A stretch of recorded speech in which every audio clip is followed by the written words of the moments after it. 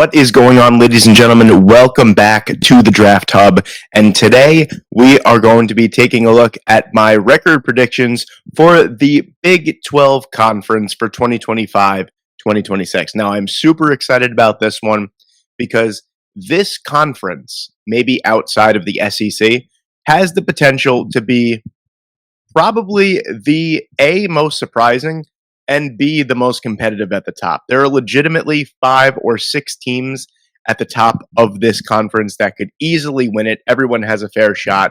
So we're going to run through it. And I'm super excited about this one because we are moving into the big boy conferences. Only 3 videos left after this one. We have to take a look at the Big Ten, the SEC, and the ACC. And then this series is completely over. So before we get into this video, 2 things. One, I'm incredibly happy with the support and the reception of this series. This was a big chance for me kind of moving my new channel. If you guys remember me, I was the mock draft guy for the last 5 years previously before this, but we're done with that channel now. We have moved on to the Draft Hub. I moved more into draft content / college football content as well. So this was a big move for me, and the reception and the support on this series has been phenomenal. I hope that the Power 4 teams and conferences can really get me over that hump, but you guys have been amazing, and I can't thank you guys enough for that. And also, if you haven't subscribed to the channel, please do. We are moving into a very important time of the year. We are moving into the start of college football. We are starting the NFL season. We are starting the draft cycle. If it hasn't already started already, I have put a couple draft videos out there already for you guys to take a look at. But yeah, so please leave a like on this video. Please subscribe to the channel if you enjoy it. And let's get into the Big 12. Coming in at 16th and in dead last of the Big 12, because that makes sense. The Big 12 has 16 teams, but I do have UCF here, and they are ushering in the Scott Frost 2.0 era here. This team overall, genuinely, especially from the schedule standpoint, I just can't really see many, if any, wins in Big 12 conference play. It's going to be really tough for this team to move the ball. Miles Montgomery is stepping into a starting role this year. They're relying on so many other players. Taven Jackson, who is relatively unproven at the quarterback position. Dwayne Thomas, Marcus Burke are a couple players on the receiver position that I do like the potential of, but we haven't seen any production out of these guys at this level. So there are a ton of question marks on that side of the ball. If anyone can build this program up to what it once was just a few short years ago, it is going to be Scott Frost. So I'm assuming he's going to have a long leash with this team, but talent-wise, it's just not up to par with the rest of the Big 12. The offensive line, in my opinion, is one of the worst groups of this entire overall team. Defensively, I like the potential of the defensive line. I think they have a couple of difference makers on that defensive line there. And I guess the name of the game for the defense is going to be getting after the quarterback. Malachi Lawrence, RJ Jackson, Nigel Kelly are a couple of players that I really like on that defensive line. But the secondary is super weak. I think this team is just going to be outscored every single week, potentially. I mean, there's really not much else I could say about this team. There's not really many positives except for the potential of the offensive weapons and the overall experience and potential of the defensive line. Other than that, I mean, this is a skeleton crew that Scott Frost has to work with. Like I said, I'm assuming that they're going to give him a long leash and potentially he could build this program up again. But for now, this is just the least talented group overall out of the Big 12. The nostalgia must be strong in Morgantown for the West Virginia Mountaineers at number 15 with a record prediction of 3-9. I do have the Mountaineers. Head coach Rich Rodriguez is coming back for another stint, his last stint ending in 2007. The 62-year-old coach has come back to a team that, especially on the offensive side of the ball, is relatively decimated. Quarterback, wide receiver, deep. They are looking to replace their top 7 offensive linemen going into the 2025 season. Jaheim White is an exceptional running back, one of the best in the Big 12, in my opinion, but don't know how well he is going to be able to run behind a completely new, brand new offensive line. And Rich Rodriguez is famous really on the offensive side for running the football. So his offense is going to go through Jaheim White. They're going to go through Jalen Knighton as well at SMU transfer. So on the offensive side of the ball, I think it's going to be rough. Again, I just think West Virginia is going to be a team that are just going to get outdueled every single week. I mean, on the defensive side of the ball, they brought in Michael Coates Jr. is a stud cornerback that I'm super excited for. And I did forget to mention Grayson Barnes, a tight end transfer from Northern Illinois, who I think is probably going to be their number one overall target in the passing game. He's someone that I believe last year in a Northern Illinois offense who, does not pass the ball very well and very often had about I think close to 500 receiving yards and 5 or 6 receiving touchdowns. He was clearly their best option there as well. So that's a big get for them. On the defensive side of the ball, they do have a couple of studs, but I just think this team is going to, unfortunately, just get out talented every single week. This kind of seems like a little bit of a transitional period for the Mountaineers, who have had some success in recent years and have been just like a really solid program at the FBS level.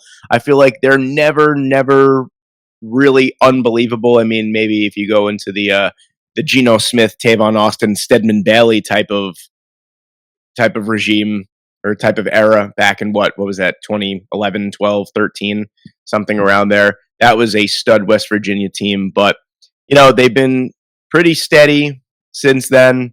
I do think they hit kind of sort of rock bottom here with Rich Rodriguez. This seems like a transitional period for this team. And Rich Rodriguez honestly seems like a transitional type of coach for them. 62 years old. Don't really know if he's here for the long haul for the overall rebuild of this program. But he is someone that comes with a ton of experience. 3-9 seems like a really, really bad floor for West Virginia. And if you guys know my record predictions and know the way that I go about it, I either do worst case scenario or best case scenario for a lot of these teams. And West Virginia, unfortunately, seems like the worst case scenario. He is a coach that could probably squeeze 4 or 5 wins, maybe even somehow a 6-6 record out of this team. But for right now, with the schedule that they do possess, especially in Big 12 conference play, I just don't see it, unfortunately. At number 14 in the Big 12, I have the Arizona Wildcats. Now, you want to talk about an unbelievably bad take or an unbelievable fall from grace. Last year, I had the Arizona Wildcats winning the Big 12, not only being in the championship game, but winning the Big 12. I got the state sort of kind of right. But anyway, the Arizona Wildcats, to me, just overall, last year they were bad, disappointing. They still lost a ton of talent through the draft. Right away you think Tet McMillan is gone, and this team couldn't really push the ball that crazy last year. Anyway, with him, Noah Fafita took a massive step back. His completion percentage dropped from 72 in 2023 to 60.5% in 2024 with Tet McMillan, with Chris Hunter, with a lot of these stud wide receivers. So not only that, on the defensive side, they lost Tacario Davis, also transferred to Washington. They just lost a lot. They did grab a player through the transfer portal that I think is going to be good for them. I think Ismail Mahdi is going to be really good for them. He is a stud from Texas State, a running back. So I think he will be able to shoulder some of the load off of Noah Fafita. But just on the offensive side, I think it's going to be not great. Off the offensive line, lost a bit too. It's just going to be tough for them to kind of bounce back.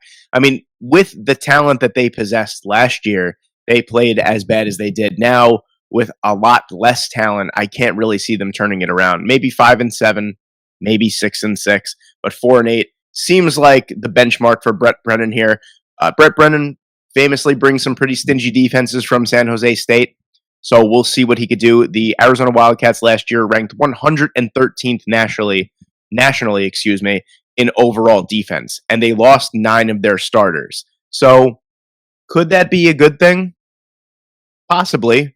It could also be a really bad thing, and they could also wind up being 130th plus. So, but I doubt that happens. I do think there is some sort of improvement, but Brett Brennan definitely has his work cut out for him with this project at Arizona, and unfortunately, I think it's going to be a rough first go at it. At number 13 in the Big 12, I have the Oklahoma State Cowboys here for Mike Gundy. This is probably one of the worst rosters that he is going to boast to the beginning of a season in quite some time. Zane Flores, presumably will win the starting spot. Don't really think he strikes fear into any defense, really. On the running back side of the ball, I mean, this is going to be kind of like a flipped Mike Gundy team, I feel like. Whereas usually you look for the offensive firepower at Oklahoma State, I feel like more talent this year relies on the defense. The offensive line isn't great. You have two running backs in starting spots that ran for a combined 329 yards last year in Trent Howland and Rodney Fields. So there's a lot of instability on the offensive side. They also lost a ton of production. On the defensive side, however, you have quite a few transfers that are going to make an impact. Most notably for me, at the very least, is going to be Akron linebacker Brian McCoy, who is an absolute stud of a player. I thought last year if he came out, he was going to be one of the top linebackers in the 2025 draft class. I think he's going to get a lot more eyes on him at Oklahoma State, and I think he has a chance to be a early day 2 pick when it's all said and done. Amon Oates is another player that I like quite a bit on the defensive line. I think he is going to break out in a big way. You have two outside linebackers in Kyron Duhan, who had 7 sacks with UTEP last year, and Malik Charles, who had 7 sacks for West Georgia. So those are two players that could bring a little bit of a punch for the pass rush.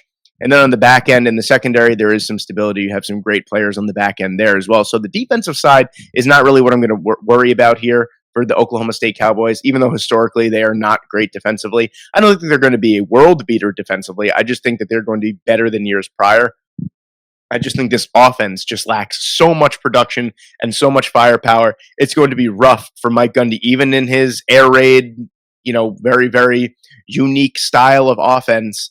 I think it's going to be very tough and very hard to come by for Mike Gundy for points. I mean, he doesn't have, 18th year starter Alan Bowman anymore. So they're going to have to look at the unproven either Zane Flores or I'm drawing a blank on the guy that he was fighting for the starting quarterback spot for. But either way, I don't think it's going to be pretty for Mike Gundy and co. This might come as a surprise for a lot here. At number 12, I do have Colorado. Now, this is purely from a scheduling standpoint. I don't think Colorado possess a 5-7 overall roster. I do think they're much better than that, at least talent-wise. But when you look at a number of factors here for Colorado. So offensively, you're ushering in Caden Salter, you're ushering in Julian Lewis, you're ushering in two really, really exciting young quarterbacks. I presume that Caden Salter is going to get a crack at the starting spot right away. And then, if his play or his production dip, Julian Lewis is going to be the player that comes in and takes over the starting spot. On the defensive side, they have some unbelievable talent. DJ McKinney is one of the top 15, top 10, maybe even top 5 cornerbacks in the 2026 draft class. He is going to be a stud. He is going to lock down one side of the field. Transfer Martavis French is a hell of a linebacker. They have some unbelievable talent in that front 7. They have good talent on the back end of the secondary as well. The offensive side, the offensive line is still one of the worst units. Even bringing in, I believe they have 3 or 4 starting spots occupied by transfers right now. The offensive line is not great. The weapons are subpar compared to they were the last couple of years, of course. I mean, you lose Travis Hunter, Jimmy Horn Jr., you lose LaJohntay Wester as well. They lost a lot. They seemingly haven't had a run game under Deion Sanders in 2 years. So I don't expect that to get better either. This offense is going to be painfully one-dimensional yet again. And I think teams are really going to hone in on it. They have a brutal stretch of games, 6 or 7 games in the middle of that schedule where I don't really see them winning any of those games or maybe one of those games. So I think that overall it just comes down to talent. I think that there are a lot of teams in the Big 12 this year that just overall kind of have more talent in more important areas than Colorado. I like Deion Sanders. I like what he's done with this dead Colorado program. I mean, really, has anyone ever talked this much about Colorado? No. So obviously he's done something right. Yeah, you might not like him, whatever it is. He's flashy, he's whatever, but he believes in these kids and he's a good developer of talent. So say what you want about Deion Sanders, but I think that this is just purely a transitional period for this roster. I do think next year they are coming back and they are going to come back with a vengeance and they are going to challenge for the Big 12 championship because like it or not, people want to play for Deion Sanders. So if you are a player from a smaller school, there's a good chance that they are going to want to transfer to Colorado and show their talents in the Big 12 in a Power 4 conference. So I do think Colorado is on the up and up. I just think this year is going to be a little bit of a transitional period for them. It's not no hate, nothing like that. I just think there are teams that just have more complete talent than Colorado does this year. At number 11 here, I have the Cincinnati Bearcats. Interesting team. Really, really tough for me, to be honest with you, because there's a lot to like on this roster, especially offensively. So I have them at a 5-7 record purely off of the schedule that they are playing this upcoming season. But if they could find some stability defensively, I could see them stealing a couple wins, being 6-6, 7-5. Who knows? Maybe even 8-4. This is a very, very weird team to project. Scott Satterfield has a interesting amount of talent to work with. Brendan Sorsby is a very seasoned quarterback. I like what he brings to the table. Joe Royer is an absolute stud at the tight end position. If you don't know the name Joe Royer, I suggest you turn on some YouTube highlights or you turn on some All 22 and you get a chance to look at Joe Royer. Dude is a stud. He's going to be one of the top whenever he's eligible. I actually haven't looked into the eligibility. I don't know what class he is, but whenever he's coming out, he is going to be an absolute stud. You know, it's not only that. They brought in a couple transfers. You have Tawee Walker, who put up 864 yards and 10 touchdowns last year in Wisconsin. Evan Pryor is a solid starting running back as well. You know, they brought in a couple of FCS transfers for the offensive line. You got Joe Cotton, a left tackle from South Dakota, Teron Tayo from Ball State. They brought in as well to play interior offensive line. You know, the offense, I don't really think is going to be that much of an issue. I think they're going to be able to, play offense pretty efficiently. Defensively, they did revamp the secondary through some transfers. A lot of players with a lot of potential, a lot of unproven players. I mean, you have Dante Corleone in the middle, the Godfather, in the middle of the defense, who is an absolute stud. He is, I believe I did my short of the top 15 defensive tackles in the NFL draft a couple weeks ago, and I believe I had him in the top 5. I think I had him at 4 or 3. I am super high on Dante Corleone. I think he is an unbelievable player, and I think he's going to spearhead the pass rush, even from the nose tackle position. He's going to spearhead the pass rush of this Bearcats team, and I think as long as they could limit the damage on the ground, I think they have more than enough potential through the air to stop the ball, to stop the offense through the air is what I meant to say. I mean, of course, they're going to get scored on quite a bit, but this is a very, very interesting team. This is one of those teams that I have a prediction of a worst case scenario. I feel like worst case scenario, they go 5-7. Best case scenario, you're probably looking at 7-5 or 8-4 if everything jives and everyone develops correctly. But this is an interesting team. I didn't really know where else to put them, and I kind of went with worst case scenario for the Bearcats. I have the Kansas Jayhawks breaking the top 10 of the Big 12 here, and it's really it kind of hinges on two things. It's Lance Leopold and how good of a coach he truly is, and the defense. I really am a fan of what they did through the transfer portal. They really brought in a couple of very, very intriguing pieces on the defensive side. Justice Finkley from Texas, Trey Lathan from West Virginia, Bengali Kamara from South Carolina.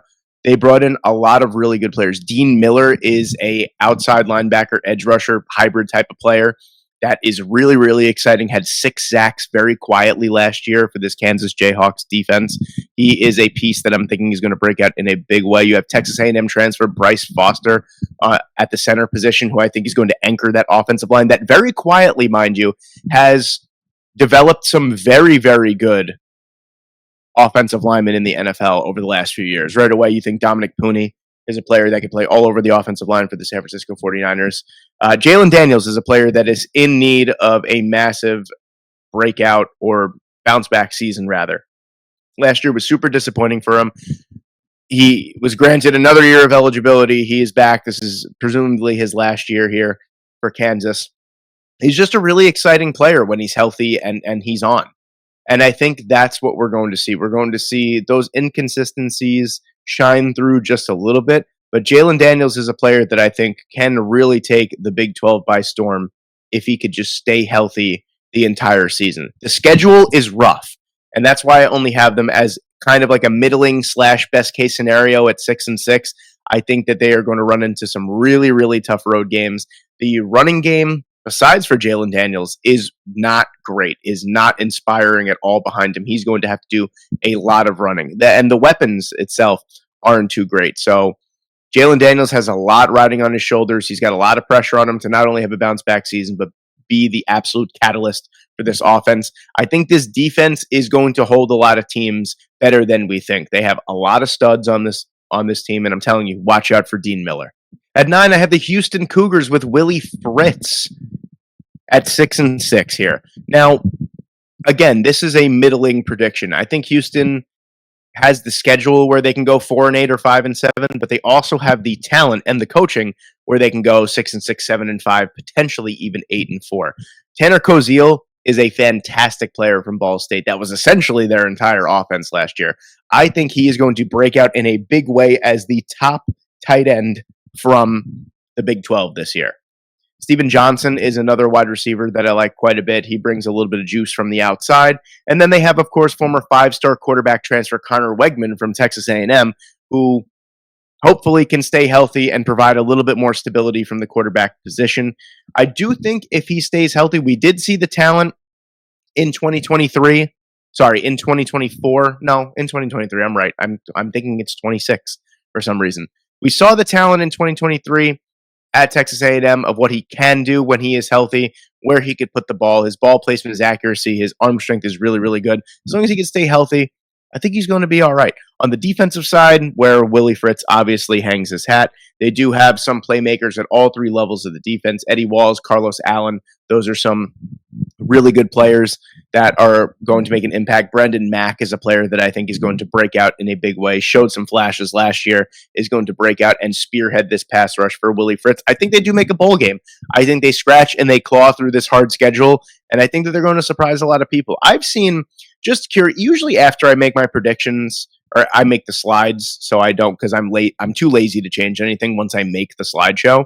So I always like to look at other websites or other people's predictions for these teams. And I've seen some very, very wide margins here. I've seen 4-8. I've seen 8-4. I've seen 9-3. Okay. A little crazy there for me. Willie Fritz is good. I don't know if he's that much of a magician, but this team is good. I think they are on the up, and I think that they're going to be much better come next year. I think it's going to take another year of transitioning. At number 8, I have the BYU Cougars with Kalani Sitake, and the only reason I say that is because that is one of my favorite coaching names to say in all of college football. Kalani Sitake. Try and say that 5 times fast. But the reason I have this here, BYU here, is, Jake Retzlaff leaving is such a big thing for them. I don't know if they have the horses to repeat what he was able to accomplish in 2024. And I mean, he did go on a really good run there. He kind of cooled off towards the end of the season, but there's some unbelievable talent on this roster. Chase Roberts is probably a top 10 receiver in the 2026 draft class. So silky smooth, so big, just so quick. Tanner Wall is a player that had 3 interceptions last year. LJ Martin had almost 1,000 rushing yards with 10 touchdowns last year. This BYU Cougars team not only has a fairly okay schedule, but they have good players in important skill positions to be able to at least kind of sort of repeat some success from last year. I don't think they're going to be in the thick of it again like they were. I think Retzlaff leaving, especially at this point in the offseason, was a huge loss for them. Granted, it was under, unceremonious terms why he left. Now he landed in Tulane, and I think Tulane is probably the top dog in the AAC over there. But yeah, BYU defensively, I don't think they can keep up. I think they have some decent players on the defensive side, but Justin Kirkland, Maury Bamba are a couple players that I think are going to be really good. Kirkland is an Oklahoma State transfer. I think that they have a couple of key pieces, but really nothing besides for Tanner Wall and those other 2 guys that I mentioned to really kind of hone in on the defensive side. So I think their strengths rely on their overall weapons. I think Martin and Roberts are really going to lead this offense for whoever wins that job. Maybe it's McCade Hillstead. I think that's who's probably going to win the quarterback battle. But yes, Sataki has his work cut out for him, and I think 7-5 is more than generous for the schedule and for the kind of question marks at the quarterback position that BYU has. Now we're entering the true dark horse territory for the Big 12 here. I have the TCU Horned Frogs at 7 at an 8-4, but that is a tentative 8-4. Sonny Dykes has a awesome team around him. Josh Hoover is a awesome quarterback that knows how to protect the football. He is a stud. Bud Clark is going to lead this defense. Eric McAllister had 725 receiving yards last year. Jordan Dwyer, a Idaho State transfer, had 1,200 receiving yards last year. They have a ton of help on the offensive side. I think their offensive line is top 3 in the Big 12. I think they have a phenomenal unit on the offensive line. Defensively, like I said, they were ranked 53rd last year, which I felt like was a little low for this defensive unit, but they got better. They got more experience. They didn't lose a ton of production on the defensive side. The Horned Frogs are a team to really watch out for. I think Josh Hoover last year threw a little bit too many interceptions, I want to say. I'm kind of drawing a blank on because I did my quarterback video with J-Wack Gridiron. I do remember his numbers were rather impressive. I think he had like 26 or 27 passing touchdowns, maybe 8, 9, 10 interceptions, something like that. If he could just cut down a little bit on the turnovers, I feel like this TCU Horned Frogs team is coached really, really well. They have more than enough talent on the offensive side, and they have more than enough talent on the defensive side to make a real run, not only to be in the top 5 of the Big 12, but to be in the Big 12 Conference Championship game. At 6, again, this is another dark horse here. I have Iowa State Cyclones because it just feels like Matt Campbell at baseline every single year goes like 7-5 or 8-4. He's always going to have a super strong unit. Now, the one caveat to this team for me is the massive loss of production from the wide receiver position. Jaden Higgins, Jalen Noel, they lost a lot of production. Rocco Becht is one of the better sleeper quarterbacks in the 2026 draft class. He's an experienced veteran. He knows exactly what to do. On the defensive side, this is where I think Iowa State's going to make some real noise. John Haycock's defense is something that is just fundamentally sound every single year. You have Dominique Orange, the Big Citrus. Big Citrus is probably one of the best nicknames in college football, is a game wrecker on the interior of the defensive line. Jeremiah Cooper is a safety that I have been watching in the draft class for the last 2 years now. Someone that I'm really, really excited about. I think he's going to break out in a big way. He is a massive safety along the lines of like 6'3", 6'4", 220 pounds. He's a massive player. They're getting back Caleb Bacon. Cooper Ebel is a player that is an ascending star. This defense is locked and loaded. And I know they did lose on the defensive side as well. They lost a ton through the draft, but this is just a program that has churned out NFL-ready talent every single year. They recruit well. They are so sound coaching. Matt Campbell, in my opinion, probably should be, if there's a short list of top 10 head coaches in college football, I think Matt Campbell is easily high up on that list as someone that's just super consistent. And if he was at a slightly bigger program, I feel like he would bring his boys to the college football playoff every single year. But this is a true dark horse this year in the Big 12. I think Iowa State has a real chance as long as they could develop some weapons on the offensive side. For Rocco Becht, I think they will have more than enough on the defensive side to be in every single game with everyone.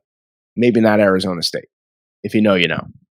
At 5, I have the Baylor Bears at 9-3, and I wanted to put them higher. I really did, but they are just some really, really tough matchups that they have in the middle of the year where I don't know if I could see them squeezing out more than 9 wins. David Aranda has probably one of the most, if not the most talented roster that he's had in his time at Baylor. Sawyer Robertson is an absolute superstar at the quarterback position.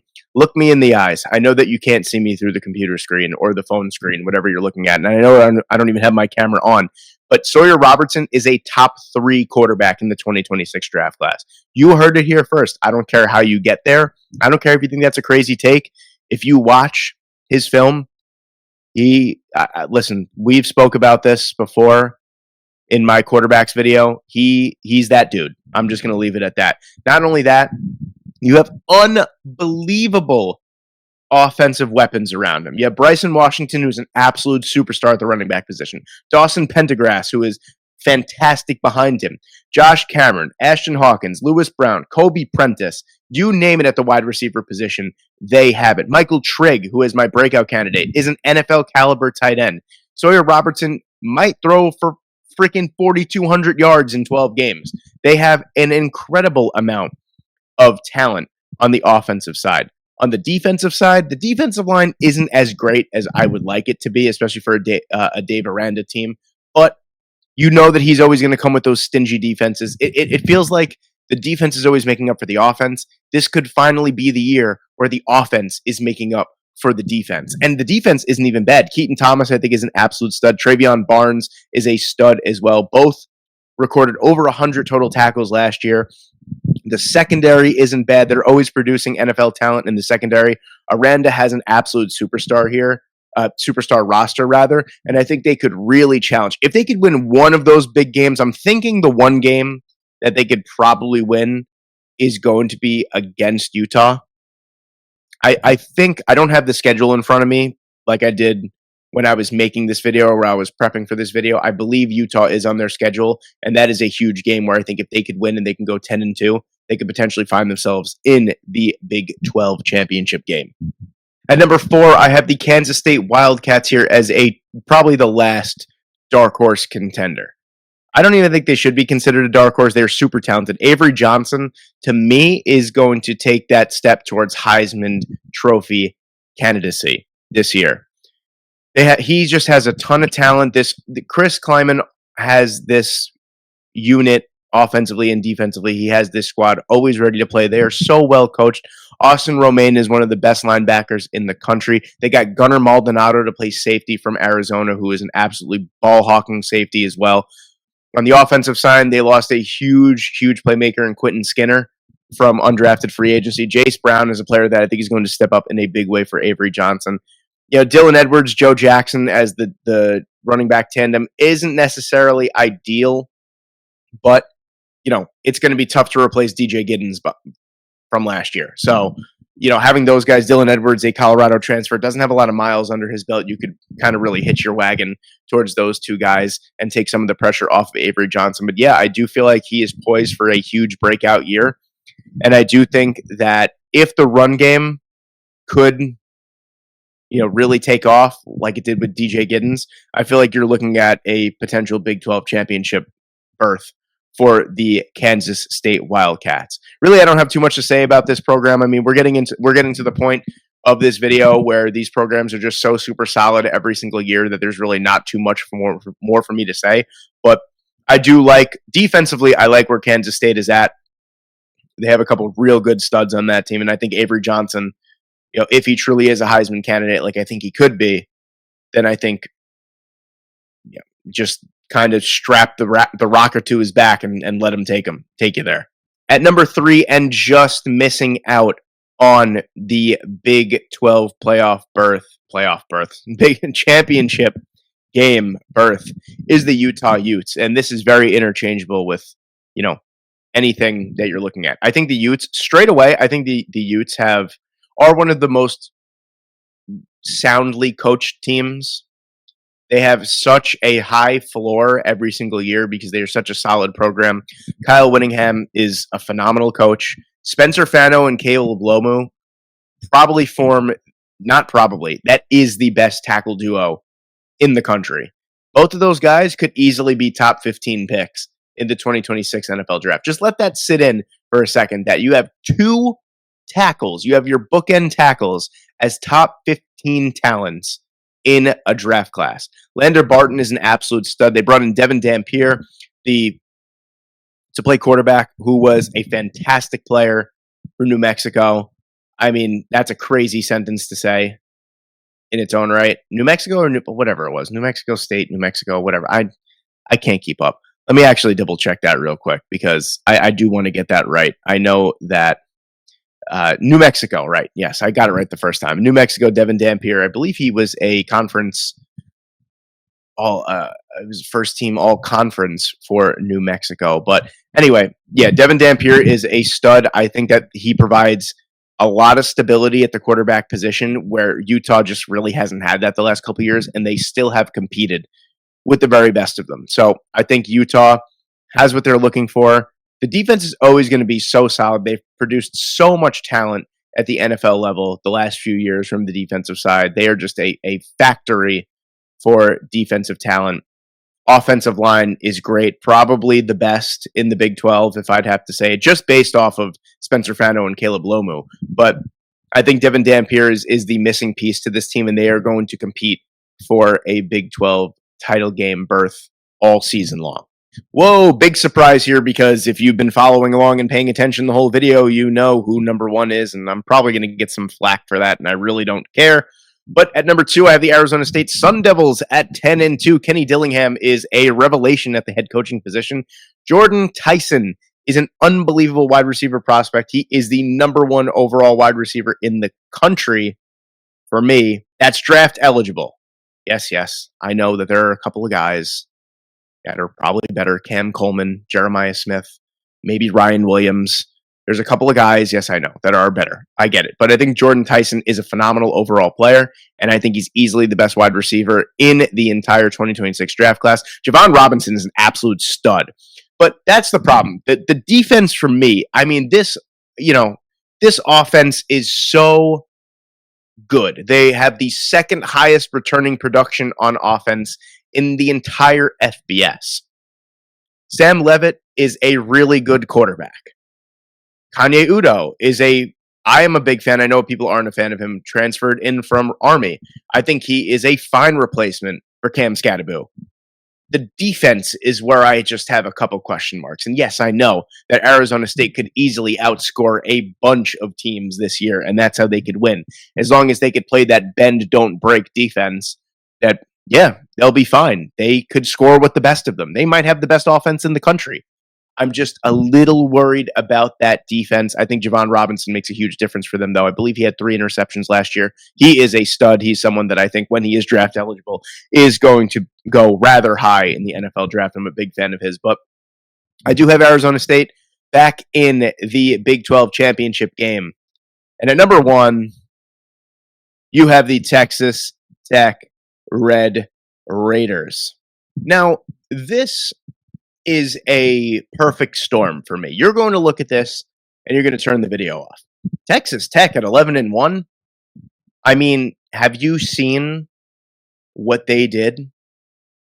They brought in the number 2 overall transfer portal class while having the 4th highest production in the FBS, the 4th highest returning production in the FBS.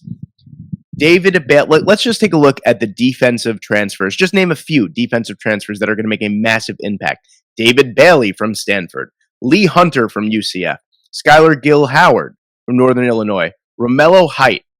They also added Bryce Pollock and Cole Wisniewski, while bringing back Jacob Rodriguez as well, who was their top overall defensive player last year.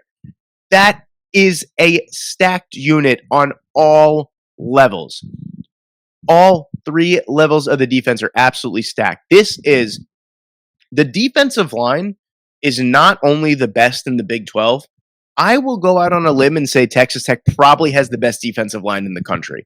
I know that it sounds like I am sucking the Red Raiders off right now, and I guess I am, because I normally don't buy into hype trains of teams. But the Texas Tech Red Raiders have spent a considerable amount of money filling every single hole that they possibly have on their defense. On the offensive side, Barron Morton, as long as he stays healthy, he's one of the better quarterbacks, if not the best quarterback, in the Big 12. Now, I know I talked a whole lot of crap about Sawyer Robertson before, so I might be eating my own words by saying that. They brought in Howard Sampson, who is a phenomenal overall offensive line prospect from North Carolina. They brought him in. They have Caleb Douglas, who is one of my favorite wide receivers in the 2026 draft class. Not only that, they brought in Coy Eakin. They brought in Reggie Virgil. They just stacked their team on every level. Now, I will say that the rest of the offensive line is good, could be a little bit better, and they don't really have a featured back. Losing Taj Brooks through the draft was obviously a massive hit for them. He was their offense last year, essentially. But man, Joey Maguire has a unbelievable roster of players to work with this year. I truly think, and another thing why I mentioned that this is the perfect storm is that not only that, their schedule really isn't that difficult either. If you match it up to other big hitters in the Big 12, that's why I think this is truly a surprise. Last year, if you would have told me that Arizona State last year was going to make the Big 12 championship game and win the Big 12, I think you would have looked at me and told me to have my head examined and sent me off to a mental institution. Well, I'm here telling you now that Texas Tech not only is going to be in the conference championship game, but I think they're going to win the whole damn thing. I know I'm buying into the hype like crazy right now, but I really think that this team is littered with every important position on a football team, maybe minus, the running back position, is filled with an absolute superstar for the most part on this team. I think they easily make, even if they don't win the Big 12, I think that they make the college football playoffs. And I know that I have a fellow YouTuber that shares the same sentiment as I do, so I'm going to direct you to him if you have anything bad to say as well. But JWAC Gridiron and myself, we share the same sentiment that Texas Tech, I believe that he chose Arizona State to win the Big 12. I am fully diving in with my tinfoil hat on, with my hype beast jacket on.